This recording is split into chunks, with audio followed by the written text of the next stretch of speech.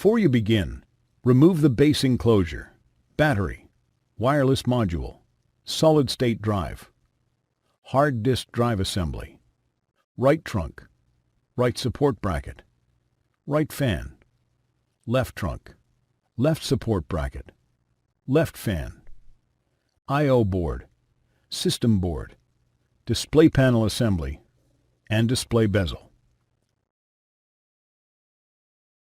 Removal. Remove the three 3.5 mm P1 Phillips broadhead screws that secure the left display panel hinge to the display enclosure. Lift the left display panel hinge off of the alignment pins on the display enclosure and remove. The right display panel hinge is removed in the same manner. Replacement.